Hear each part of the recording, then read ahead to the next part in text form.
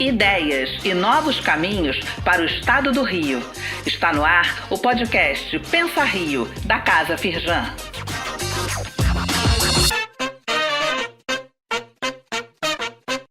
Olá, bem-vindos ao Pensa Rio. Eu sou Nathani Borges, jornalista e especialista de projetos na Casa Firjan e apresento esse podcast com debates entre academia, sociedade civil, empresas e governo. Aqui no Pensa Rio, eu e o José Luiz Alqueres, que é presidente do Conselho Estratégico da Casa Firjan e curador desse podcast, ouvimos especialistas, pensadores, empresários e gestores públicos para que possamos juntos traçar novos caminhos e alternativas para o desenvolvimento do Rio. E quem conversa com a gente hoje é a Ana Asti, subsecretária de Recursos Hídricos e Sustentabilidade da Secretaria de Estado do Ambiente e Sustentabilidade aqui do Rio de Janeiro.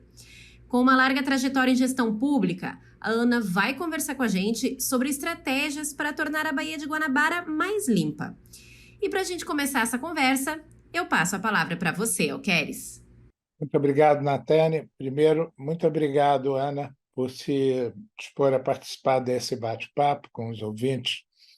Mas antes da gente entrar em algo que todo mundo sempre pergunta, que é a Baía de Guanabara, eu gostaria que você falasse um pouquinho do Paraíba do Sul, no sentido que é um rio fantástico na história do Brasil e também na vida do Rio de Janeiro, porque é um rio responsável por grande parte do abastecimento de água da cidade do Rio e hoje também a Baixada Fluminense. Como é que está essa gestão da qualidade da água do Paraíba? Aqueles problemas lá com Volta Redonda, Siderúrgica Nacional, aquelas coisas foram resolvidas. Como é que você avaliaria, vamos chamar assim, a saúde do Paraíba do Sul como fonte de água para o Rio de Janeiro? Alqueres, Bom dia para todos, né? Uma alegria muito grande estar aqui no podcast. Para a gente é sempre muito bom poder falar sobre recursos hídricos, que é, enfim, a base de toda a vida, né?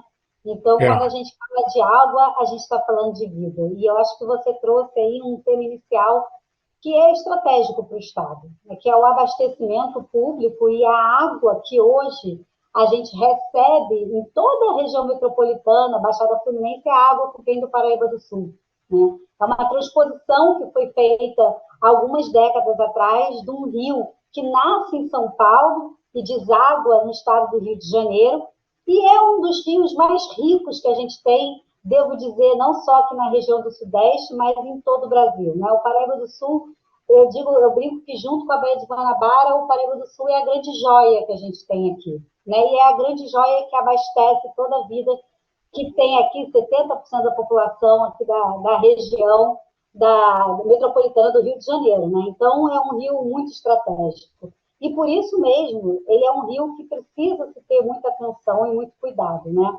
É um rio que faz fronteira com Minas Gerais, nasce em São Paulo, faz fronteira com Minas Gerais, e por isso ele faz parte de um comitê de bacia federal, né? Porque ele passa por 3 estados. E a gestão desse rio, ela se dá através do que a gente chama desse parlamento das águas, que é o princípio dos comitês de bacia, né? Onde você tem usuários da água, onde você tem o poder público, seja ele federal, estadual ou dos municípios por onde o rio passa, né? E você tem a sociedade civil organizada. Então, o CEIVAP, ele hoje é esse comitê de bacia que cuida e olha por esse rio, onde todas as decisões, inclusive de investimento do Fundo Estadual de Recursos Hídricos, passa por esse comitê de bacia, que tem um plano de bacias, né, que é um plano de bacias que prevê todas as ações para mitigar esses riscos, né, que exatamente, né, você trouxe. E um dos temas, né, que é esse tema exatamente de possíveis acidentes ou coisas que podem acontecer que possam prejudicar a qualidade dessa água que vem até a região metropolitana, é um dos temas fundamentais. Então, quer dizer, você tem todo um planejamento para mitigar esse risco e, especificamente nesse assunto, a gente tem também aqui o INEA, que faz a fiscalização, que vai até o local, que inclusive mede, né, todos os possíveis riscos que podem acontecer. Então, é um rio que é uma grande joia para a gente, e certamente o Rio de Janeiro não teria se desenvolvido para a Baixada Fluminense, por exemplo, talvez teria se desenvolvido mais para a área da região dos lagos, se não fosse a transposição do Rio Paraíba do Sul, né, e recebendo essa água ali na Estação de Tratamento de Águas da SEDAI, que fica no Lagoão do Guandu. Então, essa descida dessa água que vem lá de cima do estado e chega no Guandu é a água que hoje todo mundo bebe em toda a região metropolitana. E certamente essa água é a fonte do desenvolvimento de toda a Baixada Fluminense.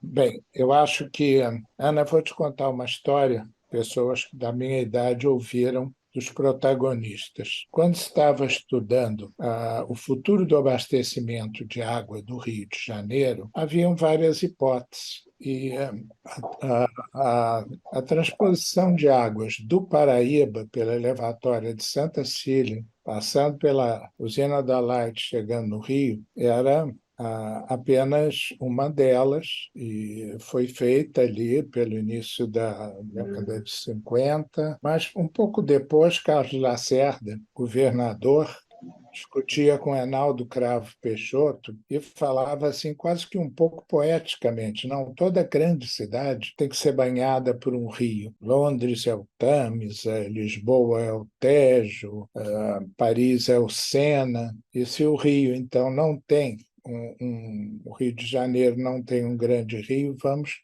trazer um grande rio.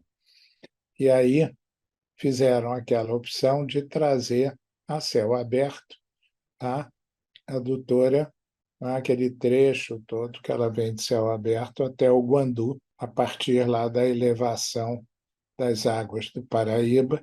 Se eu não me engano, são 120 metros cúbicos por segundo que são retirados do Paraíba e jogados, então, na bacia do rio Guandu, onde cerca de 60 são captados para distribuição.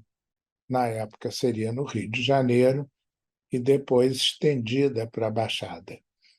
Isso, Ana, tem toda a razão. Isso viabilizou o desenvolvimento e o sentido de crescimento da cidade do Rio de Janeiro para o lado, vamos chamar de lá, ao longo da Rio-São Paulo, estrada, que é também o trecho onde as águas do Paraíba podem servir a isso, fora a todas as captações subsequentes que ocorrem. Mas, muito bem, chega aqui no Rio, essa água é distribuída e, uma vez utilizada, ela vira uma água servida, uma água que demanda, então, um esgotamento, um esgoto. Essas águas servidas, utilizadas nas residências, nas indústrias, se juntam às águas de chuva, as águas pluviais, que correm pelos telhados, pelas ruas. Tudo isso, então, é jogado dentro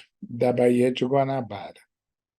Durante muito tempo, houve grandes fatores de poluição industrial na Baía de Guanabara, mas me parece, a Ana pode confirmar, que isso está absolutamente controlado. Hoje, as grandes fontes de poluição da Baía de Guanabara são os esgotos não tratados, em que o Estado, no passado, construiu estações de tratamento de esgoto, mas as prefeituras não conseguiram fazer a conexão das redes municipais de esgotamento nessas estações, e também o que vem in natura pelos mais de 15 rios que chegam na Baía de Guanabara.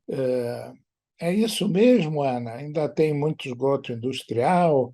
É mais esgoto sanitário urbano? Como é que está essa situação da qualidade da água na Bahia? Então, Alqueres, eu vou até dar um passo atrás para a gente chegar na Bahia, porque eu acho que foi muito interessante a forma como você construiu a fala, iniciando lá, né, na base da onde a água é captada, fazendo o abastecimento e depois essa água retornando para o meio ambiente, né? No meu segundo dia aqui na secretaria, eu trabalhava com desenvolvimento econômico, então eu vinha da Secretaria de Desenvolvimento Econômico, acompanhando exatamente o lado das indústrias, o lado do comércio, serviços, o lado mais empresarial E quando o Tiago Pampolha, né, que é o nosso secretário de Meio Ambiente, vice-governador, me convidou para trabalhar com água, esse processo se expandiu muito para mim do ponto de vista do entendimento do ecossistema como um todo e como ele é fundamental para o desenvolvimento, inclusive empresarial, e o desenvolvimento sustentável. No meu segundo dia na secretaria, o Tiago me levou para fazer um sobrevoo, né, na região do Guandu. E a gente vinha de um verão onde a gente tinha tido um problema de geosmina muito sério aqui no estado. E no sobrevoo eu pude observar toda a poluição que vinha através do Rio Queimados, do Rio Ipiranga, que se conectava com essa água que descia própria, né, lá do Paraíba do Sul, através do Rio Guandu. Então, quando essa água que vinha do Paraíba do Sul, né, através do Rio Guandu, se encontrava com essa água que descia poluída do Rio Ipiranga, do Rio Poços Queimados, era a água que exatamente chegava na captação da SEDAI. E, em especial, a água do Rio Queimados era uma água que descia negra, muito escura. Era uma região de lagoa onde você não tinha muita troca de água, uma região, né, de movimento lêntico de água. E isso, para mim, foi muito duro. Foi muito duro ver de cima, porque eu entendi o tamanho do desafio que é o saneamento básico. O tamanho do desafio, porque exatamente aquela água é a água que a SEDAI tinha que tratar e tornar potável, né? Esse ponto é muito interessante. Você tinha lá um rio que não tinha vazão nenhuma, o Guandu, talvez 2, 5 metros cúbicos. Aí você joga 120 metros cúbicos, mas metade disso quase que apenas serve para diluir essa água imunda do Ipiranga e do Rio Queimados, para que ela tenha condição de ser tratada e ter condições de potabilidade pela estação do Guandu, o que é uma façanha também do ponto de vista de engenharia, não é? É uma coisa fantástica. Muito investimento. Você aponta muito bem. Mas, Ana, então, voltando, você já tratou a água, ela chegou, foi distribuída pelas casas. O que eu quero saber é o seguinte: como isso afeta a qualidade da água da Bahia? Hoje a gente tem, enfim, um processo de poluição muito extenso, né, em relação a exatamente esse esgoto, a falta do saneamento básico. A gente está falando aí de uma região que está 30 anos atrasada no saneamento básico, né? Se a gente pegar outras cidades do mundo e a gente comparar, o Rio de Janeiro foi uma das primeiras cidades do mundo, né, lá no início do século, com o investimento dos ingleses, né, o Rio de Janeiro foi uma das primeiras cidades a ter um saneamento básico e em algum momento esse processo se estancou e aí nós ficamos 30 anos atrasados nesse processo, né?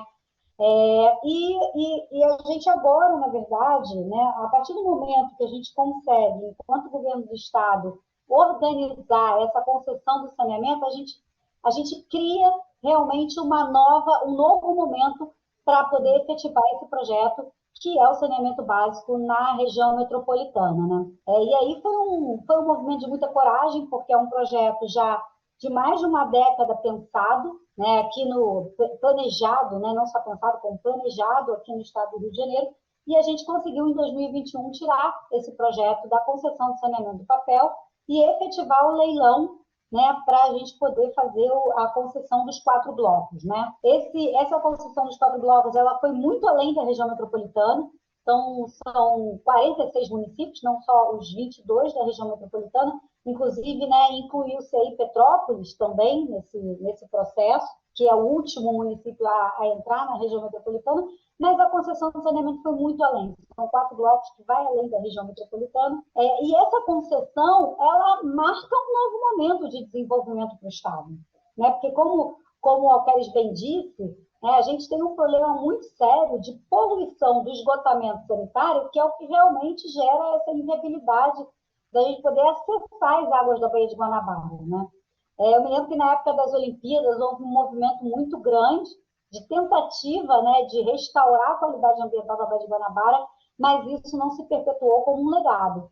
Mas agora sim, a gente está falando de uma concessão onde a gente tem um projeto de 35 anos, financiado, inclusive, com recursos de fundos internacionais, né?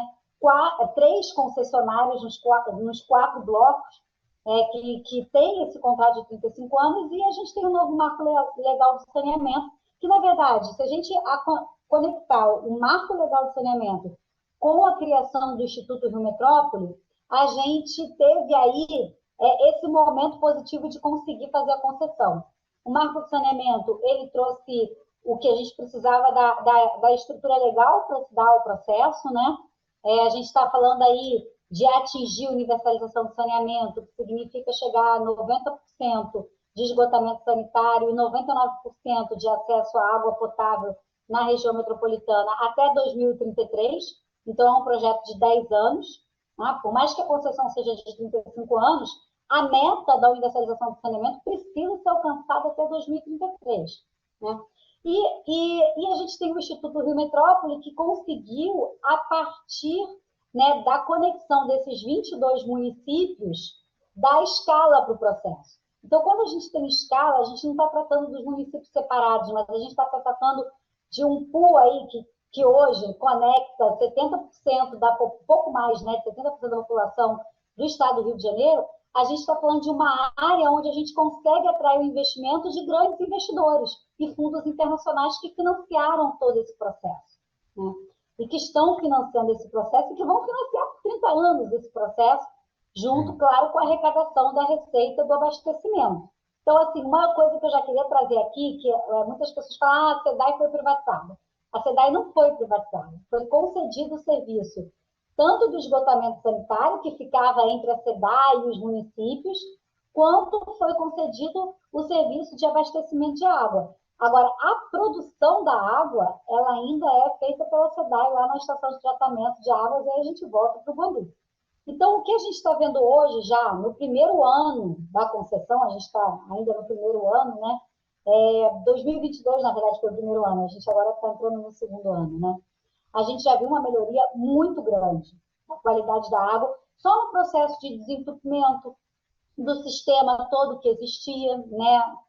A gente está vendo a Praia de Botafogo voltando a ser balneável, a Praia da Glória voltando a ser balneável ali junto com a Praia do Flamengo. A gente passou a ter praia balneável em Paquetá, né? Muito em breve a gente vai estar desligando também a chavezinha do esgoto de Paquetá, e o tratamento do esgoto que hoje sai de Paquetá vai ser na estação de tratamento de esgoto de São Gonçalo. Deixa eu te contar uma história também. Conta. Eu, há uns anos atrás, quando ia ver aquele Rio +20, portanto, 2012, não é isso? Um pouco antes, 2010, eu lancei uma ideia de vamos fazer de Paquetá uma ilha sustentável. E aí eu tinha uns amigos lá, comecei a visitar e verificamos que o grande problema era o esgoto. Então, conseguimos com a SEDAI ainda, cujo presidente era o Wagner Victor, fazer toda uma rede nova de esgoto em Paquetá. E essa rede de Paquetá precisava ser ligada, então, por a estação de São Gonçalo, que é no continente. Isso. Mas o prefeito de São Gonçalo entrou na justiça contra, porque não podia receber, apesar da estação de São Gonçalo estar com 95% de sua capacidade ociosa. Esse processo de, vamos chamar assim, de concessão que a Ana mencionou, esse ponto foi extremamente positivo, porque eu acho que uma série de investimentos anteriores, né, estão sendo mobilizados e postos para funcionar. Agora, indo um passo adiante, Ana, pensando realmente 10 anos à frente, vamos imaginar esse cenário, as redes municipais chegando nas estações de tratamento, a Bahia já controlando todos esses rios e ribeiras que todos desaguam nela, mas nós temos um passivo aí acumulado no fundo da Bahia, uma coisa que os ambientalistas chamam a maionese negra, que é uma mistura de óleo com outros resíduos no fundo da Bahia. Existe algum estudo para isso ser dragado, para isso, enfim, ser esgotado, como se fez em outros lugares do mundo?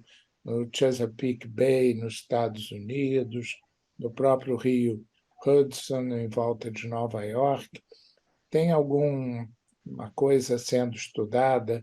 Eu sei que seria algo bem para o futuro. Esse é o grande desafio, na verdade, né? Primeiro a gente começa a enxergar a qualidade da água, né? Então a água está com qualidade, mas o fundo, ele é um fundo lodoso de muita poluição que foi se acumulando. Até desastres ambientais que a gente teve na Baía de Guanabara, tem um longo histórico, né? E o que a gente está fazendo agora, a gente teve em março, inclusive você falou da Chesapeake Bay, né? A gente teve em março com o governo lá de Maryland e conhecemos todo o projeto de Chesapeake. A gente está retomando um projeto que foi feito com o BID, que é a criação de um centro de gestão integrada da Baía de Guanabara. Esse centro de gestão integrada, ele vai ter uma parte que é o controle realmente através de um centro, um COR, né? Através de um centro de controle da qualidade ambiental da Baía de Guanabara, até mesmo para a gente estar preparado um acidente ambiental, fazer a modelagem, como é que se comporta pela corrente, pelo vento, enfim, pela maré.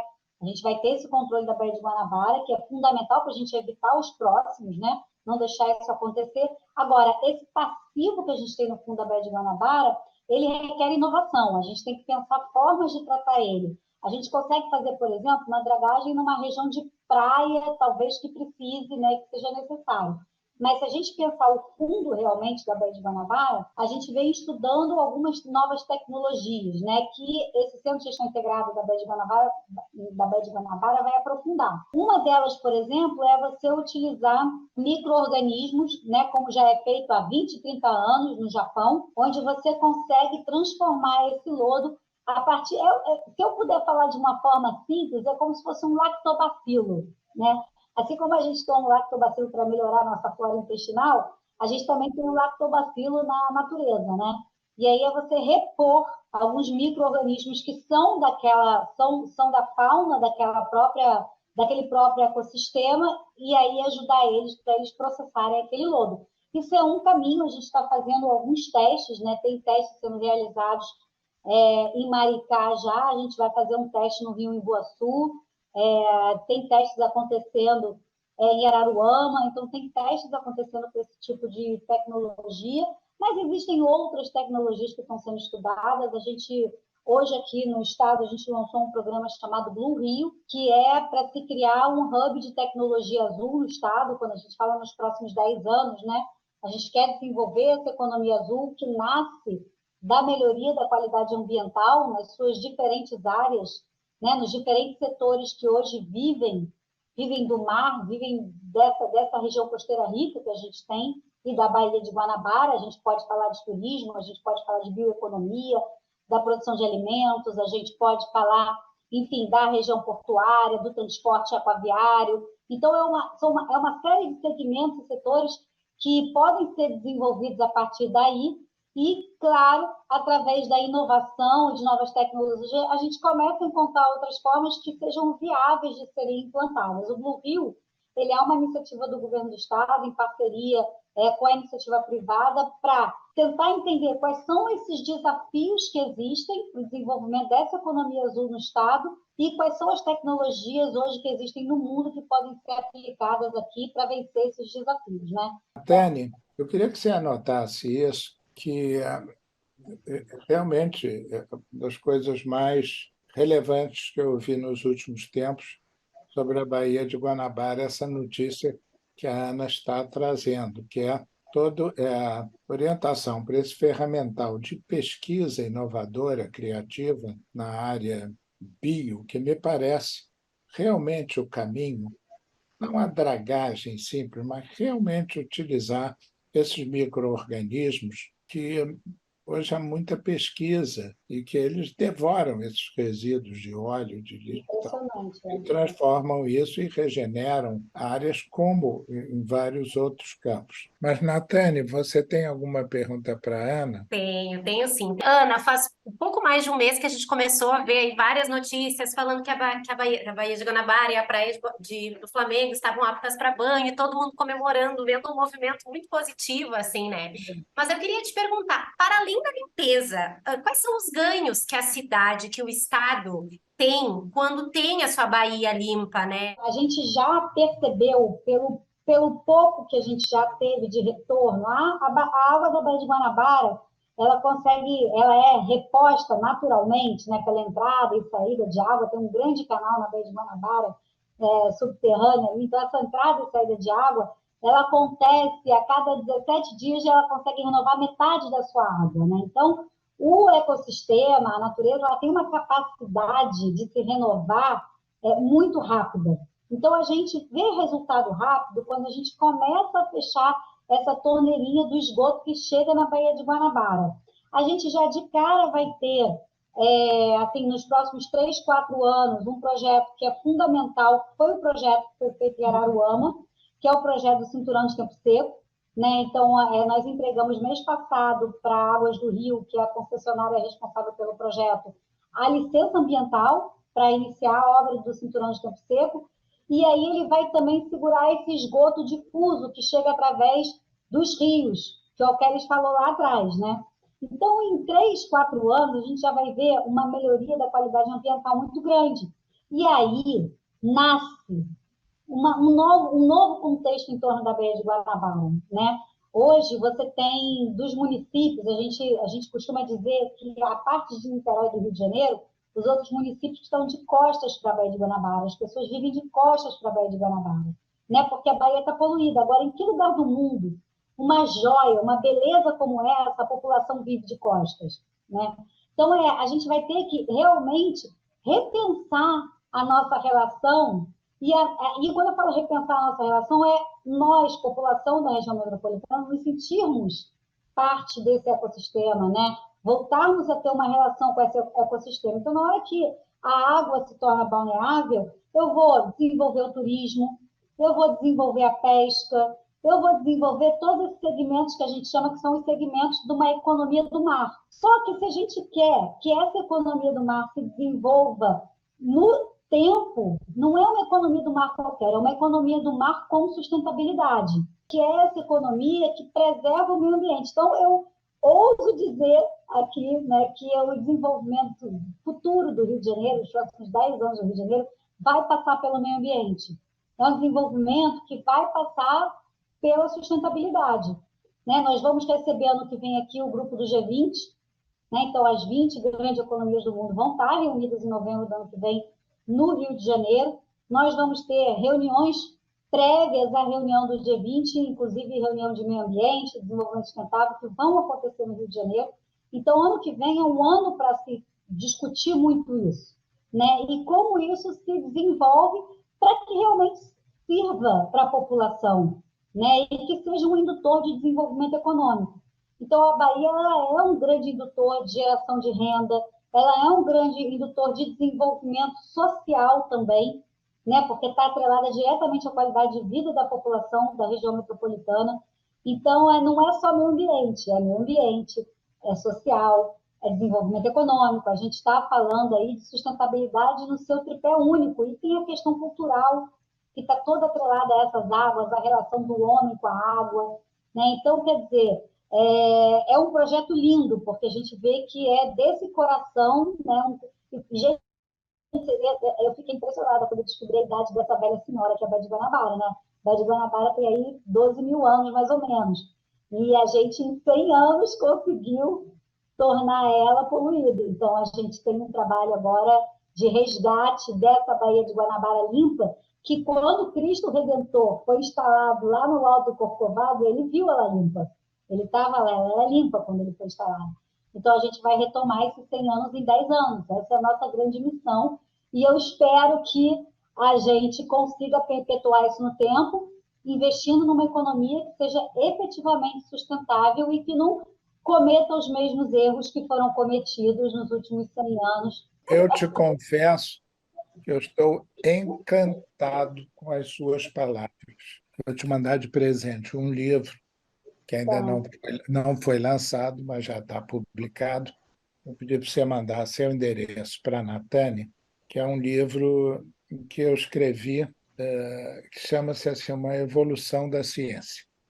E a evolução da ciência nos últimos 10.000 anos mostra, 10.000 anos são mais ou menos 500 gerações de 20 anos cada uma, e mostra que 499 se dedicaram, com auxílio da ciência, a destruir o nosso planeta, a ocupar, a poluir, a devastar, a transpor, a rasgar, enfim, e que agora nós temos uma geração para salvar as nossas águas, o nosso ar, alterar os nossos padrões de consumo, porque é tudo interligado. E esse é um livro que acaba até com o último capítulo, se chama A Sustentabilidade é um Humanismo, quase que dando assim um tratamento filosófico à questão desse comprometimento com as ações sustentáveis, que não é só saber que existem recursos tecnológicos que criam uma enorme oportunidade, diga-se de passagem, para a Firjan e para a indústria do Rio de Janeiro. Mas o que as pessoas precisam se convencer é que a hora é essa, e que os esforços do poder público têm que ser, como a Natane chamou a atenção, combinados com esforços de participação popular, de cobrar e de agir no sentido de usar o seu poder de compra, o seu poder de voto para apoiar esses caminhos. Eu queria me despedir aqui. Ana, muitíssimo obrigado. Foi maravilhosa a sua entrevista. Ficamos muito gratos aqui, nós da Casa Firjan, pela sua disponibilidade. Imagina, para mim é um prazer enorme falar desse assunto que é apaixonante, né? A gente realmente trabalhar com algo tão importante assim faz a gente ter um propósito maior na vida, né? Muito obrigada, Ana. Muito obrigada ao Keres. E essa foi mais uma edição do Pensar Rio, dessa vez com a pauta Estratégias para tornar a Baía de Guanabara mais limpa. A gente sempre recebe perguntas, críticas e sugestões aqui no podcast. Então, se você tem algum tema para a gente abordar por aqui, pode enviar para casafirjan@firjan.com.br com o assunto Pensar Rio, ou ainda acessar o Instagram @casafirjan, onde você pode conferir toda a agenda de conteúdos da casa. Muito obrigada e até a próxima edição.